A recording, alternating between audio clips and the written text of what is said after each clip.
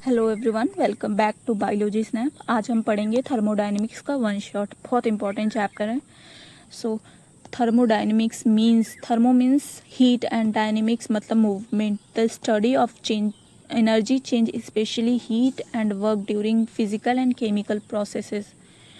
Terms जो use होते हैं थर्मोडायनेमिक्स में, सिस्टम जो ऑब्जर्वेबल पार्ट होता है, surrounding everything outside the system is called as surrounding.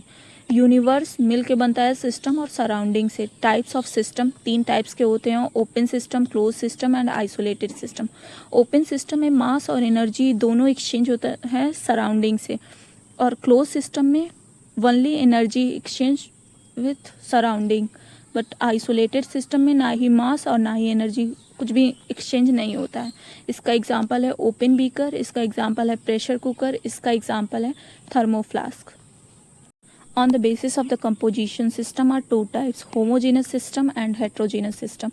Homogeneous system मतलब सिस्टम बने सेम फेज से, और heterogeneous system means सिस्टम बने डिफरेंट फेजेस से। Properties of system, it has two properties, extensive and intensive. Intensive independent on the mass, मतलब अगर system, दो system ले लें, एक में 1 लीटर वाटर ले लें, एक में 10 लीटर वाटर ले लें, और दोनों को अगर बॉयल करना है तो 100 डिग्री सेल्सियस टेम्परेचर लगेगा, मतलब दोनों को सेम ही टेम्परेचर, वो मास पे डिपेंड नहीं करेगा। तो उसके एग्जांपल है, और ये नॉन एडिटिव है, और इसके एग्जांपल है temperature, density, pressure, refractive index, viscosity, electric field, e cells, colour, concentration etcetera. Extensive dependent on mass, additive nature. Extensive से डिवाइड करेंगे तो इंटेंसिव आ जाएगा, अगर एक्सटेंसिव को मास से डिवाइड करेंगे तो इंटेंसिव आएगा। उसके एग्जांपल हैं area, force, mass, volume, work, internal energy, enthalpy, entropy, length etcetera. Thermodynamic function, state function and path function, depends on initial and final position, independent on the whole path. अगर उसका change देखें, state function का अगर change देखें cyclic process में, तो उसका change 0 आएगा। बट अगर पाथ फंक्शन की बात करें तो वो होल पाथ पे डिपेंड करेगा, और इसका एग्जांपल है वर्क और हीट। इन दोनों को छोड़ के जितने भी हैं सारे टर्म्स, वो सारे स्टेट फंक्शन होंगे। Heat is the energy flow from high temperature to low temperature. ये कुछ टर्म्स हैं जो न्यूमेरिकल के लिए बहुत यूजफुल है। 1 equivalent is equal to 1.6 into 10 to the power -19 joule. 1 calorie is equal to 4.2 joule. 1 ATM litre is equal to 101.3 joules. ये basically first law of thermodynamics के लिए बहुत यूज़ होता है। Heat are two type, sensible heat and latent heat. Sensible heat में temperature change होता है but phase constant रहता है, बट लेटेंट हीट में फेज और प्रेशर, फेज चेंज होता है और टेम्परेचर और प्रेशर कांस्टेंट रहता है। As you can see, ice का फेज सेम है बट टेम्परेचर चेंज हो रहा है, उसको सेंसिबल हीट कहते हैं। और वाटर और आइस का फेज चेंज हो रहा है but temperature remain same. Sign convention, अगर heat given to the system then positive, अगर एक सिस्टम को हम लोग हीट दे रहे हैं तो वहाँ पे साइन कन्वेंशन पॉजिटिव का यूज़ होगा, और अगर work done on the system कर रहे हैं तो वहाँ पे भी पॉजिटिव होगा। बट हीट बाई, मतलब heat given by the system, मतलब सिस्टम से हीट जा रहा है तो नेगेटिव हीट होगा, और work done by the system, by मतलब सिस्टम के द्वारा वर्क किया गया है, इसलिए नेगेटिव वर्क डन। कुछ ये फॉर्मूलाज हैं, छोटे छोटे हैं बट बहुत इंपॉर्टेंट है। Heat capacity is equal to, heat capacity को हम लोग कैपिटल C से डिनोट करेंगे, और is equal to heat upon temperature. इसकी यूनिट है joule per kelvin. Specific heat capacity, जिसको हम लोग स्मॉल c से डिनोट करते हैं, is equal to Q upon M delta T। M represent करता है यहाँ पे मास को, और अगर पूछते कि स्पेसिफिक हीट और हीट कैपेसिटी में क्या रिलेशन है, तो specific heat capacity is equal to heat capacity upon mass, और मोलर हीट कैपेसिटी को Cm से डिनोट करते हैं, is equal to Q upon N delta T। N represent करता है नंबर ऑफ मोल्स को। और work done is equal to minus p we delta t, ये साइंटिस्ट के थ्रू पहले से माइनस दिया होता है और साइन कन्वेंशन के बाद साइन कन्वेंशन अलग से यूज़ होता है, लेकिन ये माइनस पहले से दिया रहता है। अगर एक्सपेंसन करेंगे तो work done by the system मतलब निगेटिव वर्क डन होगा, और कंप्रेशन करेंगे तो work done on the system होगा यानी positive work done. Work done zero कब कब होगा, इसके 3 कंडीशन है। जब वैक्यूम में बोलेगा तब, आइसोकोरिक मतलब वॉल्यूम कांस्टेंट बोलेगा तब, और फ्री एक्सपेंशन बोलेगा तब। इन तीनों कंडीशन में वर्क डन ज़ीरो होगा। First law of thermodynamics, energy neither be created nor be destroyed based on law of conservation of energy. ये लॉ बहुत इंपॉर्टेंट है। Change in internal energy is equal to change in heat plus change in work done, और ये follow करता है sign convention का, बहुत ज़्यादा ध्यान रखना। Sum of two path function is the state function, ये दोनों पाथ फंक्शन है और ये एक स्टेट फंक्शन है। इसको इंटरनल एनर्जी कहते हैं। ये एक्सटेंसिव प्रॉपर्टी शो करता है। टाइप्स ऑफ प्रोसेसेस 5 टाइप्स के होते हैं। थर्मल में टेम्परेचर कांस्टेंट होगा, आइसोकोरिक में वॉल्यूम कांस्टेंट होगा, एडियाबेटिक में हीट कांस्टेंट होगा, साइक्लिक में इंटरनल एनर्जी कांस्टेंट होगा, और आइसोबारिक में प्रेशर कांस्टेंट होगा। और ये सारे formula first law of thermodynamics से डिराइव होगा। फिर 2 टाइप्स के प्रोसेस होते हैं, रिवर्सिबल प्रोसेस और इरिवर्सिबल प्रोसेस। नेचुरली हमारे नेचर में यही अकर होता है। ये फास्ट होता है, ये बहुत स्लो होता है, और ये इमेजिनरी माना गया है। इंथैल्पी बहुत इंपॉर्टेंट टॉपिक है ये। Delta H is equal to delta U plus P we delta T, अगर प्रेशर कांस्टेंट हो तब। For ideal condition change in enthalpy is equal to change in internal energy plus delta N G R T. Delta N G defines for number of moles of product minus reactant. अगर delta N G zero होगा तो इसमें put करके देखो, अगर ये zero हो गया तो ये दोनों इक्वल हो जाएंगे। अगर delta N G greater than zero होगा, अगर ये ज़्यादा होगा तो प्लस होके ये भी ज़्यादा हो जाएगा। अगर delta N G less than zero मतलब अगर ये माइनस में आएगा तो ये कम होगा, ऑफकोर्स ये ज़्यादा होगा। Relation between Cp is equal to Cv plus R is called as Myers formula. C stands for heat capacity at constant pressure and resistance at constant volume. ये specific heat की बात कर रहा है। Cp minus Cv is equal to R upon M. M stands for molecular mass. Cp upon Cv is equal to gamma. Gamma stands for adiabatic index. Cv is equal to Fr by 2.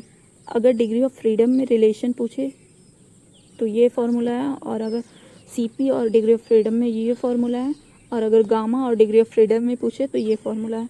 और degree of freedom हमें याद ही करना होता है, इसलिए रट लो इसे। Monoatomic, diatomic, triatomic में एक लीनियर होता है, एक नॉन लीनियर होता है। डाई एटॉमिक और ट्राई एटॉमिक में लीनियर का सेम ही होता है एज अ डाई एटॉमिक। तो ये दोनों तो मान लो याद हो गया, इसको अकेला ही याद करना है, इसको भी अकेला ही याद करना है। Work done during reversible and irreversible reaction is equal to minus P external delta V. Work done during isothermal reversible reaction, ये बहुत इंपॉर्टेंट है इसलिए मैंने इसको अंडरलाइन करा है। Is equal to minus 2.303 nRT log V2 by V1। और ये work done during isothermal irreversible reaction is equal to minus P external delta we.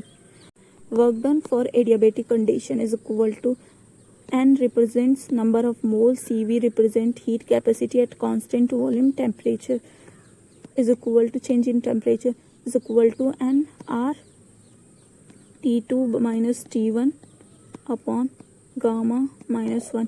ये फार्मूला बहुत अच्छा है और ये डायरेक्ट मतलब आंसर आपका आ जाएगा इससे। चलो ग्राफ देखते हैं। P और V के टर्म में ग्राफ दिया है। यहाँ पे आइसोबारिक है यानी प्रेशर कांस्टेंट है, आइसोथर्मल, एडियाबेटिक एंड आइसोकोरिक यानी वॉल्यूम कांस्टेंट हो। स्लोप जो होता है एडियाबेटिक का ग्रेटर होता है देन आइसोथर्मल में कंडीशन में PV की power gamma is equal to constant, ये ऐसे काम आता है जैसे PV की power gamma equal to constant, और कोई टर्म मतलब किसी से हम लोगों को कंपेयर करने के लिए बोलेगा तो PV is equal to NRT हम जानते हैं ना, तो फिर P की जगह अगर पुट करना रहेगा तो NRT अपॉन V ऐसे पुट करना है, P की जगह यहाँ पे पुट कर देंगे, सॉल्व हो जाएगा कंपेयर करके। Second law of thermodynamics, minimize the energy and maximize the stability, maximum randomness and maximum disorderness को मेज़र करने के लिए हम एक टर्म लाते हैं, उसका नाम है एंट्रोपी। इसको स्मॉल एस में, स्मॉल या फिर एस से रिप्रेजेंट करते हैं। ये मेज़र करता है रेंडमनेस को, और ये एक स्टेट फंक्शन है, एक्सटेंसिव प्रॉपर्टी है। सबसे ज़्यादा मतलब दूर मॉलिक्यूल कौन सा रहेगा, gas, then liquid, then solid. अगर हम टेम्परेचर बढ़ाएंगे तो रेंडमनेस इंक्रीज होगी, और अगर साइज़ को और कम करेंगे तो भी, अगर साइज़ बड़ा रहेगा तो वो तो पास होगा, अगर छोटा रहेगा तो वो दूर होगा। और अगर इसमें इंटरमॉलिक्यूलर फोर्स ऑफ अट्रैक्शन कम हो तो भी रेंडमनेस इंक्रीज होगा। And change in entropy is equal to change in product minus change in reactant. यहाँ पे एक हमने एग्जांपल लेके बता दिया है कि अगर इसका हम लोग एंट्रोपी निकालें तो कैसे निकलेगा। चेंज इन एंट्रोपी मतलब हर मॉलिक्यूल का दिया रहेगा, लेकिन उसके नंबर ऑफ मोल से मल्टीप्लाई करके प्रोडक्ट में से रिएक्टेंट को माइनस कर देंगे। फॉर रिवर्सिबल के लिए entropy change is equal to Q/T, change in heat upon temperature. ये बहुत इंपॉर्टेंट फार्मूला है एंट्रोपी चेंज निकालने के लिए for ideal gases. NCV ln T2/T1 plus NR ln V2/V1। सबसे ज़्यादा यहाँ पे ध्यान देना है, NRT मत लिख देना वरना सब गलत हो जाएगा। और यहाँ पे ln है, अगर ln को कन्वर्ट करना है लॉग में तो 2.303 से मल्टीप्लाई करके लॉग में कन्वर्ट कर दो। अगर स्पॉन्टेनियस प्रोसेस होगा तो उसकी एंट्रोपी हमेशा ज़्यादा होगी, और अगर एंट्रोपी कम हुई 0 से तो वो नॉन स्पॉन्टेनियस प्रोसेस होगा, और अगर टोटल चेंज एंट्रोपी की 0 हुई तो वो रिवर्सिबल प्रोसेस होगा। Third law of thermodynamics, entropy of perfectly crystalline substance is 0 at 0 degree Kelvin. ये थर्ड लॉ है, बेसिकली इसका स्टेटमेंट ही आता है, बाकी आप ये देख लो। गिव्स फ्री एनर्जी, जो एनर्जी अवेलेबल होती है वर्क कराने के लिए केमिकल रिएक्शन में, उसको गिव्स फ्री एनर्जी कहते हैं। उसको डिनोट किया जाता है डेल्टा G से, is equal to delta H minus T delta S। Delta H represent enthalpy change, entropy change delta S represent करता है। स्पॉन्टेनियस प्रोसेस के लिए delta G is less than 0 and entropy change उसका greater than 0, और enthalpy change also less than 0। इसकी 4 condition होती हैं। पहली कंडीशन कि ये मतलब इंथैल्पी चेंज भी ज़्यादा हो और एंट्रोपी चेंज भी ज़्यादा हो, उस कंडीशन में जो रिएक्शन अकर होती है उस रिएक्शन को हम लोग एंडोथर्मिक रिएक्शन कहते हैं, और वो फेवरेबल होती है जब टेम्परेचर भी हाई हो। सेकेंड कंडीशन में इंथैल्पी चेंज हाई हो लेकिन एंट्रोपी चेंज लो हो, इस रिएक्शन को हम लोग एंडोथर्मिक रिएक्शन कहते हैं, और इस कंडीशन को हमेशा ये कंडीशन ऑलवेज नॉन स्पॉन्टेनियस होगी किसी भी टेम्परेचर पे, क्योंकि अगर ज़्यादा में से और माइनस करके और यहाँ पे माइनस आएगा तो माइनस माइनस प्लस हो जाएगा, तो मतलब और बढ़ रहा है गिव्स फ्री एनर्जी। थर्ड है enthalpy less than 0 but entropy is also less than 0। इस कंडीशन को हम लोग इज़ोथर्मिक रिएक्शन कहते हैं, और ये फेवरेबल होती है एट लो टेम्परेचर पे। चौथा कंडीशन है कि इंथैल्पी चेंज लेस हो और एंट्रोपी चेंज ग्रेटर हो। ये स्पॉन्टेनियस होती है, ऑलवेज हर कंडीशन में स्पॉन्टेनियस होती है।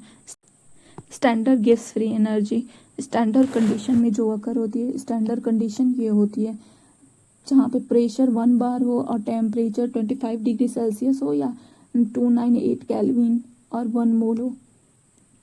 उसका फॉर्मूला ये है relation between standard gives free energy and gives free energy, उसमें रिलेशन है delta G is equal to standard gives free energy minus R T L N Q C. अगर equilibrium पे देखें तो डेल्टा जी ज़ीरो हो जाएगा। तो gives free standard gives free energy का फॉर्मूला ये है। Thank you so much.